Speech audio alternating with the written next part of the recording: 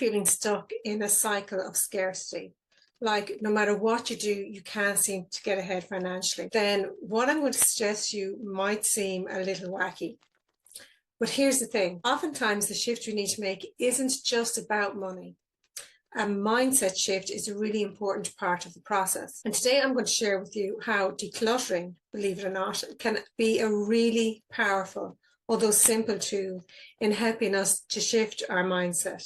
And with that, to shift different aspects of our reality, including our financial circumstances.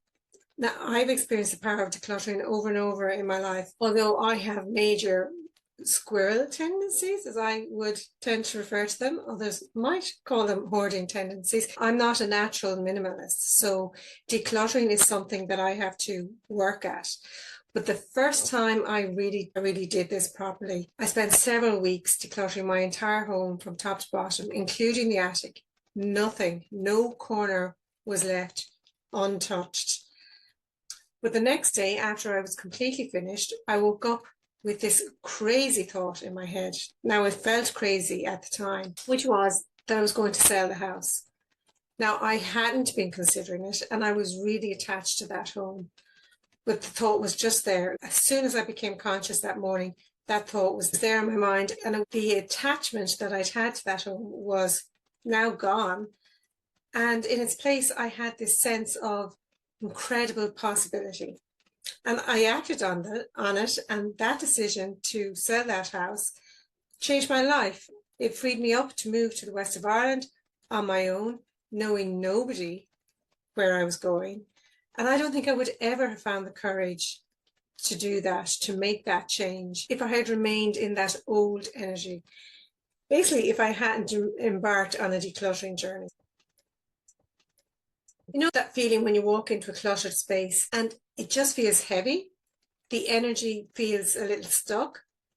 That is not in your head, because everything in our homes carries a vibration. Everything is energy in some form. And in order for energy to flow freely in our homes, bringing with it opportunities, we need a light, easy flow of energy. And clutter is one of the biggest ways that we can actually impede that flow. So if our homes are very cluttered, it can cause the energy to stagnate, and not just the energy in our homes, but the energy in every aspect of our lives. So our lives can start to feel a bit stagnant, and we feel like we're not making progress in the different areas that we wish to be making. Clutter is stopping the natural flow of abundance that would normally be available to us. When we hold on to stuff, whether it's old clothes or broken items or unwanted gifts, whatever it is that we're holding on to that we no longer love or use, we're actually reinforcing a message of lack to our subconscious minds and to the source energy that's supporting us. It's this subtle underlying belief that says, I might need this later because I don't trust that I'll have enough in the future. And that's poverty consciousness. If you think about it, prosperity thrives in spaciousness. And when we create space in our home, we're also creating space for new opportunities. So clutter keeps us mentally and emotionally stuck in the past, whereas clearing it out is like hitting refresh on our lives. Think of your home as a mirror of your mindset. If you are surrounded by chaos or hoarding things out of fear or stuffing things into every available corner, then it's quite likely that you're also experiencing that sense of scarcity internally, whether that's with money, time, opportunities, or just your emotional energy. So if you are feeling stuck in your life, I would suggest start with your home. Notice where things feel stagnant or where you're holding on to things just in case. Where does the energy feel heavy? When you start releasing, that can quickly bring about the shift. It's like telling the universe, I trust and I am ready for more. So the thing I really want you to take from this video is that decluttering isn't just about getting rid of stuff. It's about shifting our entire relationship with abundance. Because every time we let something go, we're making a statement. We're saying, I trust that I will have what I need when I need it. And that is a huge mindset change from scarcity to abundance. If you think about people who are truly abundant, and not just financially, but in their lives in general, they don't cling, they don't hoard, and they don't operate from a place of fear. Instead, they trust in the natural flow of giving and receiving. They trust that more is always available. Poverty consciousness is rooted in fear. It's the belief that if I let this go, I might never get it back. And this fear keeps us stuck. As well as holding on to things, we often hold on to jobs and relationships and other situations that we stay in, even though we know they aren't serving us anymore.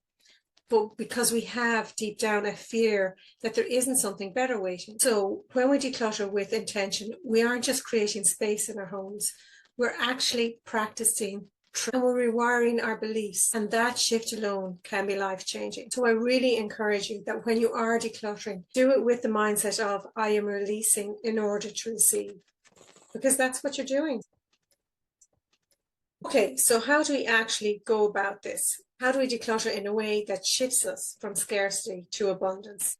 Because it's not just about randomly getting rid of stuff, it's about being intentional. So here are the steps that I would recommend you follow. First is to notice where you're holding on out of fear. So before you even start decluttering, check in, look around your home and ask yourself, where am I holding on to things just in case? And where do I feel resistance to letting go? So those would be the areas to prioritize. Then the next step is to set an intention for abundance. Because remember, we're not just clearing stuff out. We are creating space for more of what you actually want. So before you begin, take a deep breath and set an intention. So it could be something like, as I release what no longer serves me, I invite in new energy, new opportunities, and abundance. And this shifts the whole process from feeling like a loss to feeling like expansion. So then as you get started on your decluttering, what you want to do is practice gratitude as you release things. So you're not just tossing them mindlessly. Take a moment to acknowledge them and to thank them for what they have given you. Thank you for serving me. I now release you to bless someone else. And again, this small act of gratitude makes it easier to let go. And it also reinforces the mindset of trust.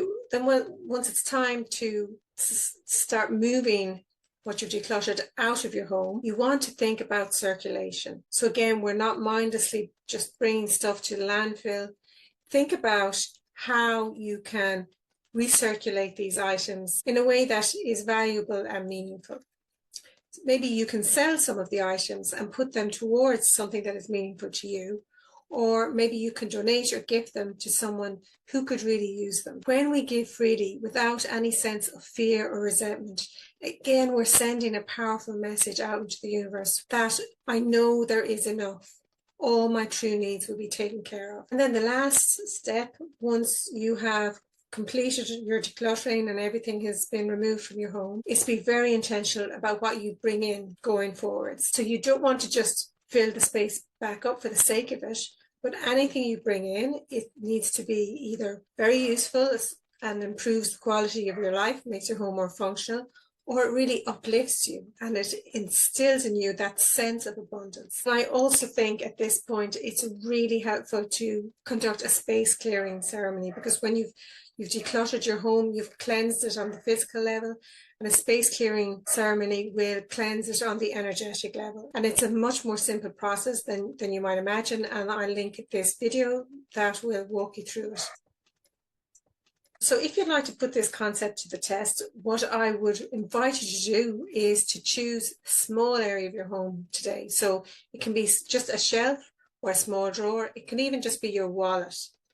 But to choose one area and intentionally declutter it with that mindset that I am releasing in order to create space and receive more of what I want. So whatever you release, as you do so, declutter in a way that affirms, I trust, I have enough, more is always on the way. And then pay attention. Notice how you feel in yourself. Do you feel lighter? Notice if anything unexpected shifts in your life, because when you start clearing, abundance does have a funny way of showing up. Now, even though I really, truly value the power of decluttering, I also struggle to get started with it.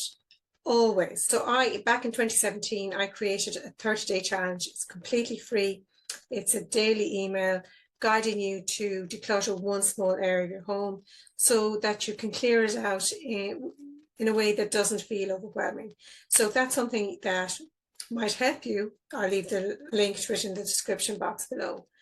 But if you're still feeling some resistance, then maybe this video that I link above and also below will help you to shift a bit more of the resistance, because I see decluttering as an act of self-care, as well as a tool for inviting in abundance. Let me know in the comments if you have experienced any big shifts as a result of decluttering. I'd love to hear your stories.